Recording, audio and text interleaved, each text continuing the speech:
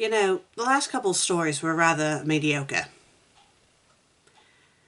So this one, I don't think it's going to be mediocre, but I don't think it's going to be that good. A Tangled love scene. You're probably wondering what the fandom is. Well, here's a hint. The fandom is in the title. Tangled. It's a Tangled fanfiction. The author, The Lost Pariah. I have to read the story out loud. So this is either going to be a mediocre story, or it's not going to be good. Well, let's read the description. That'll give us a hint. Rapunzel, which they spelled wrong, knocks out an intruder in her tower, but is curious about what pleasures she can get from her sleepy masculine visitor. Note, this is erotica fiction and is for mature audiences only. Rated M. English, romance parody. Rapunzel and Eugene / Finn. It's over 1,600 words, 18 reviews, 107 favourites, 36 follows, and it was published back in January of 2013. Did Tangled really come out that long ago? I guess it did. Right, let's get this over with. The intruder fell to the ground. Rapunzel, at least they spelled it right this time, looked down on at him. Just get rid of the word on. He doesn't look very criminally, she thought. She looked at his face and saw just how handsome he was, excluding the large red mark from where he had been hit with the skillet twice. His shirt had fluttered open slightly. Okay. And his muscular bare chest laid exposed. I'm sorry, how would his shirt flutter open after being hit with a skillet? The amount of times I knocked Meg out, her shirt didn't magically fly. I'm going to not say anything else before you guys get any ideas. But the point that I'm trying to say is, people's shirts do not magically fly open when they've gotten knocked out. It doesn't work like that. Oh, she's going to kill me for saying that. I know it. Oh, Susan. Right, she's not home yet, but she should be home soon. Okay, back to, where was I? Oh yes, bare chest laid exposed. Rapunzel had never seen a real man up close before, as she spent all of her days trapped in the tower. She saw the occasional soldier or wanderer below, but had never seen them up close. Well, I thought that she was put in her tower in, like, pure isolation, like Mother Gospel made sure they were completely isolated. So, in theory, she shouldn't have seen anyone at all, aside from Mother Gospel. So, I don't know. Whatever. She remembered that her mother had warned her against the dangers of men. She had once asked how Gothel had gotten pregnant with her, to which Gothel snapped, "Never ask me that again. It doesn't matter, darling. It'll always be just us." Rapunzel always hated how her mother would change her mood so quickly. However, she thought that sometimes, in the late hours of the night, she would hear a masculine voice mixing with her mother's. She would never ask about it, but she always wondered.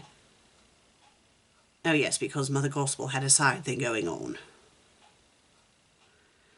She had learned from her books, and some that her mother had hidden away, about how men acted, looked, and how their bodies were different from her own. Oh, how convenient. She had a book about male anatomy. She remembered this, and became very curious as she looked down on the handsome man that had fallen into her trap. She touched his chest, and found that it was flat. You don't say. He had nipples. Oh, yes. Men have nipples. You didn't know that. You didn't know that men had nipples.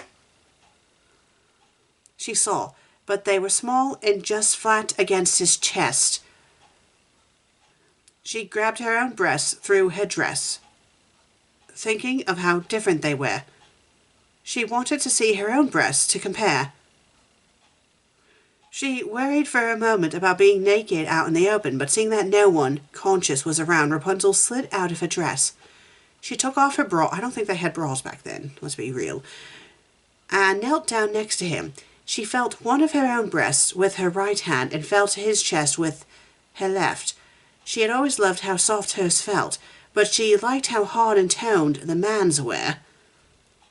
Then Rapunzel became even more curious, thinking about what else was different between the two sexes. But if she had a book about that, she would know. She just said that she had a book talking about men. She looked down, biting her lower lip, as she wondered about what lay underneath. She paused for a moment, thinking of the consequences, but her curiosity got the better of her. She undid his belt and slid it out from his trousers.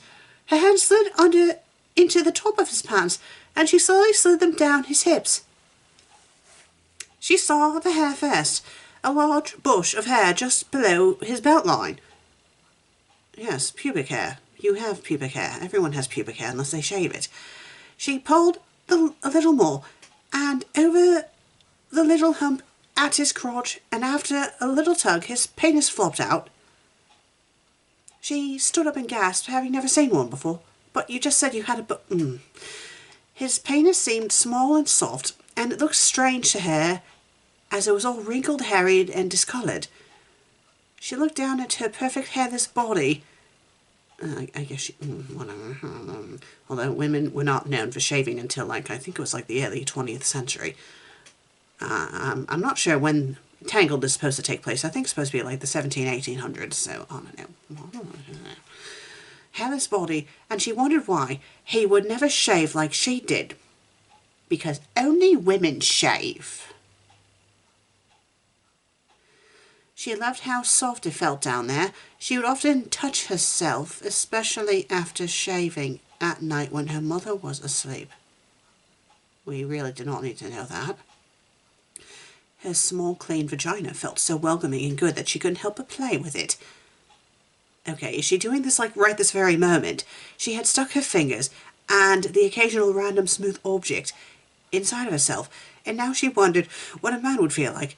Funny story, Meg had told me a story that she had heard when she was a teenager, so I'm not sure how true this is, but I guess there was this girl who decided to use the top of a broom, and she was sitting on top of a washing machine, and then her parents came home, and I shouldn't be laughing because it's not funny, but it is rather funny, gruesomely funny. She panicked and jumped off and ended up impaling herself. I'm not sure if the story is true, and it shouldn't be funny, but it's I don't know, I've just, ever since I heard that story, I was I don't even know why I shared that with you, but I think it's because of them talking about random objects being shoved up there. I wouldn't recommend using a broom, because apparently if you're not paying attention, ouch, but I digress. And just forget I said anything. But it's so small, she thought. She wondered how this could be, and she reached down to touch it. Oh my god, are you serious? This is not funny. She's molesting him. Do people think it's okay just because it's a woman doing it to a man? No, molestation is molestation. She recoiled for a moment after feeling how warm it was. Well, of course it'd be warm. What does she think he is, like Edward from Twilight? But then she grasped it. She knelt down and slid his pants off all the way before lying down between his legs. Are you serious? She stared at the sack, exploring the intricacies of it with her fingers. She then moved up to the penis, following its veins, and found herself at its tips. So apparently he has more than one tip, so he has what does he have, a double penis or something? Or did you mean to say just his tip? She looked at the little hole and saw how similar it looked to her own, even though it was so much smaller. She tried to flip him over to see if his butt were any different from her own when he met. She jumped back, letting out a small squeak before she covered her mouth. She stood there sheepishly, wearing only her panties, as he moved slightly in his unconsciousness. But then he fell back, not fail, into his quote-unquote slumber. Why is that in quotations? Get rid of the quotations. She didn't know what to do next when she saw something moving. At first she thought it was Pascal, but then had seen him run and hide when the intruder arrived.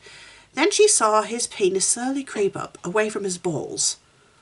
Rapunzel stood, memorized, as it grew, going from short and compact to its full length. Let me guess, it's going to be immaculately huge. It continued to grow, and she knelt down next to it again. It was almost a foot long. Of course it was. I mean, I guess that's still more realistic than 13 meters. I'm still not going to get over that. And it was almost a foot long and still growing, Rapunzel noticed. She reached out for the growing thing, her curiosity aroused yet again. She grasped it, and it was hard and firm underneath her soft hand. This makes more sense, she thought. This is how it would be able to go inside of me. Please tell me, well, the author did warn us, I suppose. She tightened her grip for a brief moment, which aroused a grunt from her captive that went unnoticed, shocked by her thought. Why would I think that he would be inside of me? This man broke into my home, and I'm thinking about sex. What would Mother think? Then she thought some more and realized that all of the masculine voices that woke her had been. Her mother had been having sex with all of these men. I will be 18 in just a few days. If I can do this, then so can I. If she can do this, or it should say if she, but there's no she. It just says if can do this, then so can I, she rationalized. Spelling and grammar in this story is not that good. I mean, it's okay, but there's plenty of typos that takes away from the experience, if I should say. She crawled up onto his sleeping body, her bare breast pressing against his chest. She immediately fell in love with that feeling, and she slid her body up and down against his on the floor of her tower. So she's raping him. Oh yes, this is so funny. She's raping him. Ha ha ha. Isn't rape funny? She felt her nipples stiffening, which she was used to when she had felt herself.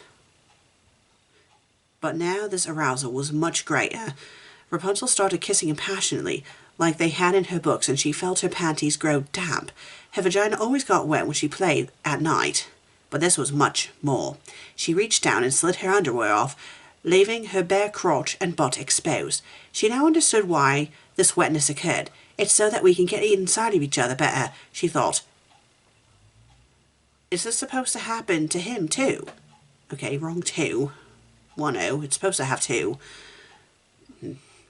Nothing else was happening down there for him, she noticed. Maybe he can't because he's asleep. She paused for a moment and thought, what if I helped a little? She kissed him once more on his lips before sliding back down, allowing his penis to flick her clit just to test. Rapunzel grabbed his penis again and pulled it so that it stood straight up. She licked it once quickly, just to test it. It doesn't taste good, I guess. But it really doesn't taste bad. After that thought, she delved onto him. She brought her mouth down around his member. She paused for a moment, allowing the feeling to sink in. It was warm in her mouth, and she moved her head up and down. This is porn. I'm reading porn. Covering his penis with her saliva. She kept at it, playing with it as it seemed to grow even bigger. Okay, so I guess it is bigger than a foot at this point. Maybe it's like that dog from Undertale where you keep... There's a dog in Undertale where if you keep petting him, his neck just keeps growing and growing and growing. It goes up and down the screen. So I'm imagining this is going on with Finn's you-know-what right now. Where did I... Okay, here we are. She tickled its tip. You should just say his tip. I mean, hello, it was a penis. Obviously, it's male. With her tongue and licked it all around. As she licked, she let her hand creep down her body and she played with herself. Her fingers delved deep inside of herself, filling her up. She must have really big fingers. She moaned with ecstasy, loving the experience. Her arousal kept growing and growing as if some feeling grew inside of her. Well, that's what an arousal is. She didn't know exactly what it was. If you've had but only that it was good and that it needed to be released. She pulled off of his member and crawled back on top of him, letting his penis fall back down. She kissed him once, imagining that they were in love, before sliding herself back onto his penis, allowing him to penetrate her wet pussy. The feeling filled her and consumed her. She felt complete, and all of the pressure had built up and was being released as he filled her. She started moving herself up and down on him, enjoying every small feeling. Rapunzel started losing herself in ecstasy and found her pace quickening. She moved up and down, her body sliding seamlessly with his. He began to move in his sleep, moaning and mumbling incomprehensibly.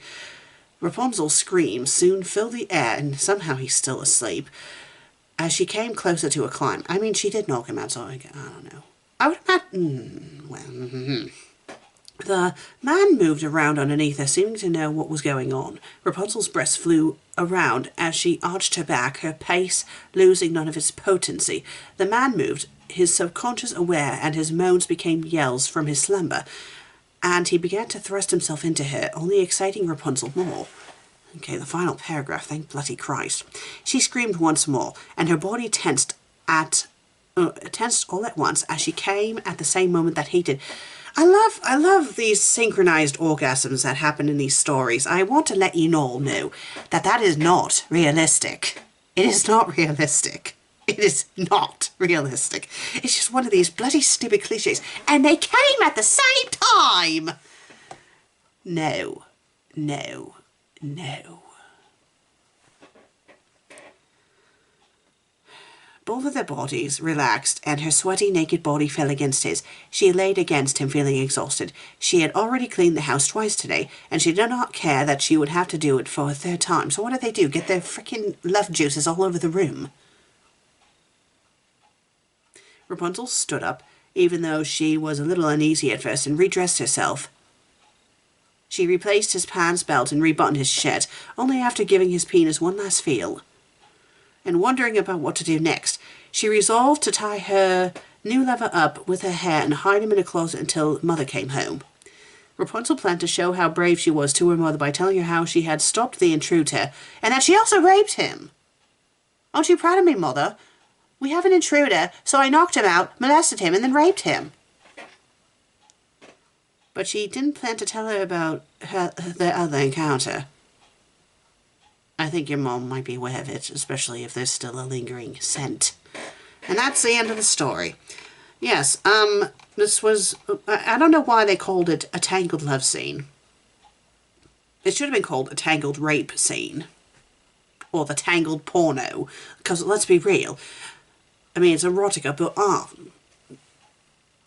to say it's romance and parody.